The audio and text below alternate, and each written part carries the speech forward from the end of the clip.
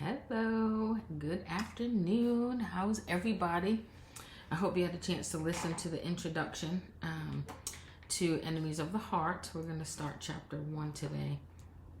I'm actually going to do quite a bit of reading because he does a very good job of unpacking what's to come in this book. So if you don't have a cup of coffee, some water, I actually have some unsweet green tea. It's so good. I use electrolytes and I just add a little bit and it just tastes so good. But anyways, so get yourself comfortable. You can grab your book. Maybe you started reading and highlighted some stuff. So get yourself something to drink, get yourself comfortable, and let's go. Like I said, I'm going to read quite a bit, but I'm just going to grab excerpts from each part of chapter 1, and it's not that long at all. But here we go. Andy Stanley. Enemies of the Heart. He says, the heart that he's speaking of is that mysterious, wonderful, confusing part of you that enables you to love, laugh, fear, and experience life. It's the sphere in which relationships happen, and it's also the sphere in which relationships are broken. Life can be hard on the heart. The world is full of outside influences that have the power to disrupt the rhythm of your heart. Most are subtle. Some may even appear to be necessary as a protection from further disruptions. Over time, you develop habits that slowly erode your heart sensitivity. The inevitable pain and disappointment of life may have caused you to put up walls around your heart. Much of this is understandable, but at the end of the day, there's no way around this truth. Your heart is out of sync with the rhythm with which it was created to maintain. The things that disrupt the rhythms of the invisible heart linger, and if they're left alone, they can linger for a lifetime. After a while, we become to accept these disruptions as part of us, as part of our personality, and we may even catch ourselves saying, that's just the way I am. But you weren't always that way, and those closest to you know it. So I'm going to ask you, how are things with your heart? Not your career, not your family, not your finances, but your heart. Chances are you've probably never stopped to consider, how is your heart? And why would you? You have bills to pay. You have things to do. Life is busy. And also, we were never taught to care for our hearts. It's a different question, but it's a very important question. And yes, it's kind of awkward. Perhaps the major reason that we've never really stopped to monitor our hearts is because we've never been encouraged to do so. As children, we're taught instead to monitor our behavior, right? In other words, we were taught to behave, to be good. If we behaved well, good things happened, regardless of what was going on in our hearts. But if we misbehaved, not so good things happened. Like some of us got spankings, right? So the not so good things got our attention quickly. We would modify our behavior to avoid the spankings and the punishment. And we've been doing that ever since. Pain, embarrassment, and spankings are generally considered effective ways to focus on individuals' attention, to focus an individual attention on his or her behavior.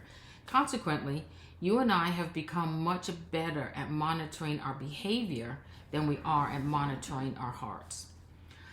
Think about your job. I'm sure there's some things that you just won't do at work, whether it's, using certain words or phrases, talking about certain things, just not showing up. We change our behavior when we go to work. We all do.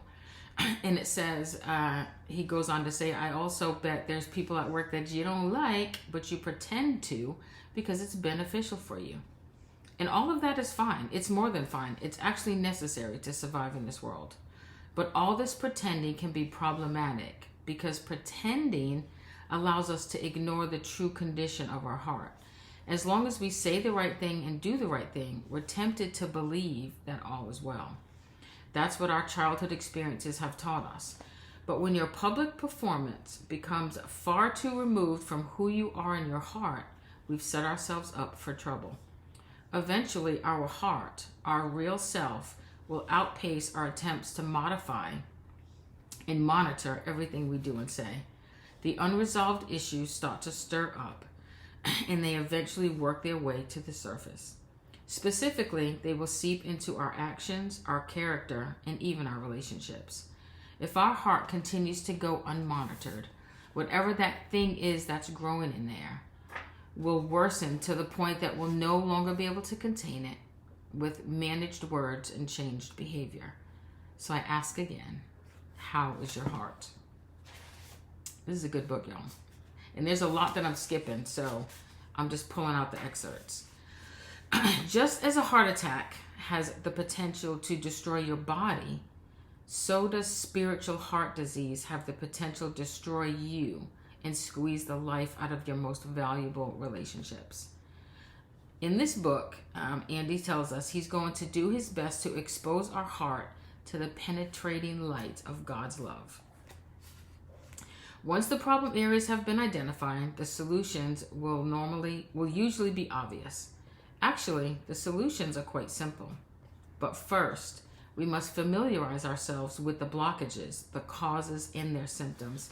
And then he goes further to say, in these pages, I'll deal with 4 primary enemies of the heart, 4 life-blocking agents that can become lodged there for various reasons.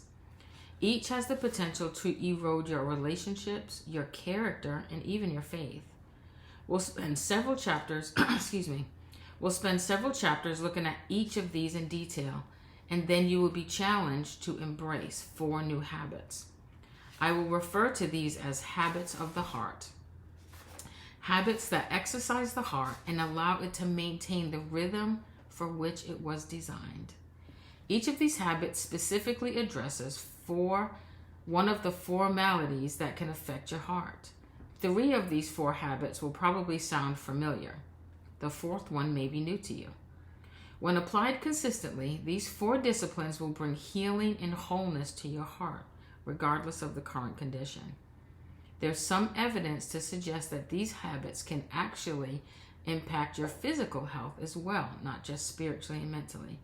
Personally, Andy says he believes that these habits have the potential to change everything. And then, of course, I'm a Christian, Andy's a Christian, so this is coming from the biblical point of view. I'm not here to debate that. That's the point of view that I live by. It's the point of view that this book is by. And he goes on to explain that, once you've received salvation, which means once you literally say, Jesus, I believe that you are the Lord of Lords and the King of Kings, come into my heart and save me and change my life. He will, and he does. It's not some magical thing. It's literally a belief. You state it and you believe it. That's done.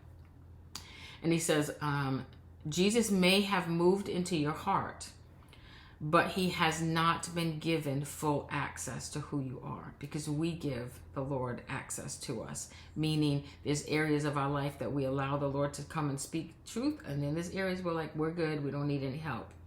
We've all done that. And it says, that's why as happy as you are about being forgiven when you're wrong, you're not always willing to extend that same forgiveness to others when they have wronged you. That is a heart thing. As excited as you may be about the success you may be experiencing in life, you aren't always excited about the success someone else may be enjoying. That's a heart thing too. Both are evidence that God has not completed in you what he has begun. You're still a work in progress. We all are. There's still some hard work to be done. And then he goes on to say, your heart did not arrive at its present condition overnight, and it won't become healthy overnight either. You cannot overcome in an instant the effects of years of blockage caused by guilt, anger, greed, and jealousy. Adopting new habits of the heart is a process, but it's a process that will yield some immediate results. My hope is that these immediate dividends will encourage and motivate you to continue cultivating these new habits until you arrive at a place where your Creator desires and made you to be. And I just want to take a second right there to stop and say, believing in Jesus doesn't mean you have to understand the Bible. It doesn't mean you have to understand really anything about the Lord. The Bible teaches us that for sin, there has to be a debt, right? We have to pay for bad behavior. And nobody can do that. The Lord knew that. We'd have to be perfect, and there was only one perfect man, and that was Jesus. So without going into this big, long theology, God literally sent his son, Jesus, to become human. That's not hard to believe because he created us, right? We didn't come from the big boom theory. We didn't come out of the water and start crawling, become monkeys, and then become people. I hope we're all past that. That's not what happened, okay? Jesus literally spoke the world into existence. And he created us, and he became human, walked on the earth with us, and then died on the cross. He was killed. He paid the debt for our sin, for all the wrongs that we've ever done, ever will do, for every human, so that literally all we have to do is believe that he did that. Believe that Jesus Christ is the Son of God. And just ask him to come into your heart. It is really that simple. It wasn't free. He paid the price. But it's free for us to get salvation. So I would definitely invite you to do that. And if you're not ready, okay. If you don't want to do it, that's okay too. Just read the book with me still, because it's going to be a great book and you're going to learn a lot. So that's chapter 1. Get your book. Every one of these videos, I'm going to put the link to the book in there. It's such a good book. Let's start healing our hearts together, guys. Have a great day. Enjoy your Saturday. It's raining on and off here. Anthony and I are about to walk down the street. Our neighbors are having a cookout, and they throw some good cookouts too. Everybody brings different food. And the one thing I love about our neighborhood, it's very diverse. We have Spanish, we have Indian, we have Filipino, we have Caucasian, we have Black. So there's all kinds of food there. And it's just a good time. So you guys have a great day, and I will see you tomorrow for chapter 2. Bye-bye.